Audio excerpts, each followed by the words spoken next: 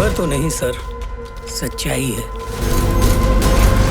यहाँ जितने भी हिंदू परिवार थे सब पलायन कर गए। पलायन एक ऐसा शब्द जिसे जानते सब है लेकिन मानता कोई नहीं, क्योंकि जब तक इंसान की खुद पर नहीं बीतती है उसे लगता है कि दुनिया में सब ठीक चल रहा है। और ऐसे ही लोगों की आंखें खोलने के लिए 16 फरवरी को एक फिल्म आ रही है जिसका नाम है आखिर पलायन कब तक। ये फिल्म देश के उस मुद्दे को उठा रही है जिसे छूने की हिम्मत बॉलीवुड के बड़े बड़े दिग्गज कलाकारों में भी नहीं है। तो चलिए आज के वीडियो में बात करते हैं कि क्या है देश में हिंदू के पलायन का सच्चा इतिहास और वो कौन से हथियार है जिससे मजहबी अल्पसंख्यक समाज बहुसंख्यक हिंदुओं को अपनी ही जगह से पलायन करने के लिए मजबूर कर देता है, और क्यों ये फिल्म को देखना आज के हर हिंदुओं के लिए बहुत जरूरी है। हमारी जमीन पे कोई जबरदस्ती कब्जा कर रहा है। अच्छा, कौन है सर? कोई वक्फ बोर्ड का बोर्ड लगा हुआ था और हमारे खेत पे मजार बना रखे उन्होंने। हमारी ताकत है कौमी एकता और हमारी जिम्मेदारी है कि हम अपनी कौम के लिए काम करें। और अलग तेरा अल्लाह अलग, तीसरे का कोट अलग। क्या चल रहा है? ये तमाशा चल रहा है। तो गुरु 400 साल पहले हिंदुओं ने अफगानिस्तान छोड़ा, 200 साल पहले हिंदू कुश को छोड़ा, 100 साल पहले उसने तक्षशिला को छोड़ा और 70 साल पहले हिंदुओं ने पाकिस्तान को छोड़ा, 40 साल पहले हिंदुओं ने बांग्लादेश को छोड़ दिया और 30 साल पहले हिंदुओं ने कश्मीर को छोड़ दिया, 25 साल पहले उन्होंने असम को छोड़ा और 20 साल पहले उन्होंने केरल को छोड़ दिया।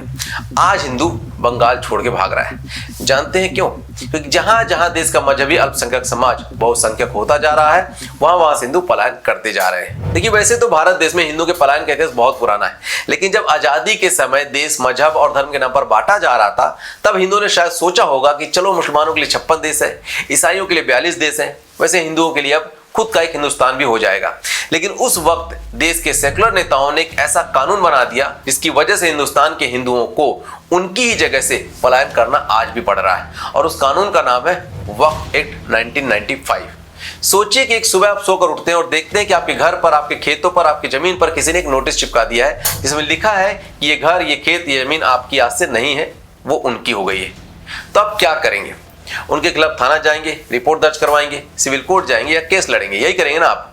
लेकिन क्या आपको पता है कि अगर वक्फ बोर्ड ने आपके घर पर, आपके खेतों पर, आपकी जमीन पर कब्जा कर लिया है तो ना आप पुलिस चौकी पर रिपोर्ट लिखा सकते हैं, ना उनके खिलाफ मुकदमा दायर कर सकते हैं, ना ही कोई कार्रवाई कर सकते हैं, क्योंकि वक्फ ने अगर ये सोच लिया कि आपकी जमीन उनकी है तो वो जमीन उनकी हो जाएगी। और इसके लिए उन्हें कोई दस्तावेज नहीं देना होगा, बल्कि आपको ये साबित करना होगा कि वो घर, वो जमीन, वो खेत आपका है, वो भी वक्फ बोर्ड की अदालत में जाकर, जहां पर वकील भी उनके होंगे, जज भी उनके होंगे और फैसला भी उन्हीं का होगा। तमिलनाडु में एक गांव है जिसमें न सिर्फ 95% आबादी हिंदुओं की थी, बल्कि उसमें एक 1400 साल पुराना मंदिर भी था जिस पर वक्फ बोर्ड ने अपना अधिकार ले रखा है।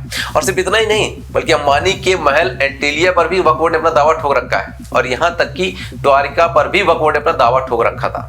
अब सोचिए कि इस वक्फ बोर्ड की ताकत कितनी बड़ी है, और ये असीम ताकत उनको देने वाला कोई और नहीं बल्कि हमारे नेहरू चचा, उनकी पार्टी के नेतागण ही है।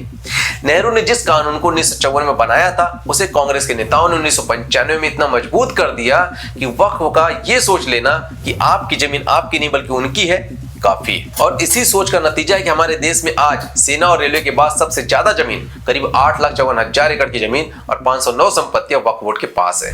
खैर, हिंदुओं के इस तरह के पलायन की वजह सिर्फ वक्फ बोर्ड ही नहीं है, बल्कि वो हिंदू लोग भी हैं जो ज्यादा पैसों के लालच में अपनी जगह मुस्लिम समुदाय को बेच देते हैं। जैसे जयपुर नगर निगम के पूर्व चेयरमैन और बदनपुरा वार्ड नंबर 89 के पार्षद रहे राजेश गुप्ता जी की इस कहानी को स्क्रीन पॉज करके पढ़ लीजिए, जिसमें वो बता रहे हैं कि कैसे रामगंज, शास्त्री नगर जैसे मोहल्ले हिंदू विहीन हो गए थे।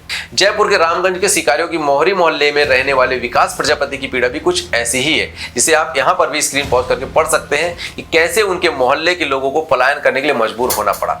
खैर, ये पलायन किसी एक विकास, एक मोहल्ले, एक जिले या फिर किसी एक राज्य की समस्या नहीं है, बल्कि पूरे देश की समस्या। और इसी समस्या को डायरेक्टर मुकुल वर्मा जी 16 फरवरी को बड़े पर्दे पर लेकर आ रहे हैं अपनी फिल्म आखिर पलायन कब तक के माध्यम से।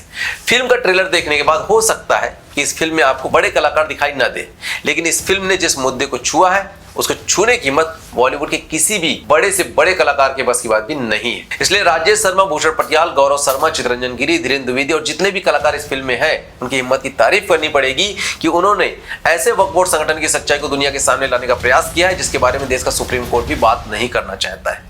और इतना सब कुछ देखने के बाद भी अगर आपको ये लगता है कि ये फिल्म एक प्रोपेगेंडा है, ये सब झूठ है, तो एक बार भारत के इस नक्शे को गौर से देखिए, सुनिए और समझिए। ऊपर से कश्मीर हिंदू विहीन हो चुका है, और नीचे आएंगे तो बंगाल में आज हिंदू खत्म होने की कगार पे है। और फिर अगर पंजाब में देखें तो खालिस्तान का वहां एक अलग एजेंडा चल रहा है। आगे हैदराबाद और तेलंगाना में किस आबादी का बोलबाला है बताने की जरूरत नहीं है। और अगर नीचे देखें तो तमिलनाडु की राजनीति आप लोगों से छुपी नहीं है, क्योंकि वहां पर कैसे मुख्यमंत्री के साहबजादे सनातन को ही खत्म करने की बात करते हैं। और फिर अगर कर्नाटक में देखें तो अभी हाल ही में वहां से न्यूज आई है कि वहां कांग्रेस की सरकार आते ही हिंदुओं को भगवा झंडा लगाने के लिए भी प्रोटेस्ट करना पड़ रहा है। केरल को देखें तो आज तक सबसे ज्यादा धर्म परिवर्तन केरल में ही हुआ है। और बाकी भारत के अंदर राज्यों की बात करें तो महाराष्ट्र, उत्तर प्रदेश, मध्य प्रदेश, उड़ीसा, असम में ऐसे बहुत सारे जिले हैं जहां पर हिंदू अल्पसंख्यक ऑलरेडी बन चुका है। अब सिर्फ कल्पना करके देखिए और सोचिए कि क्या ये सब अचानक से हुआ है? जी नहीं।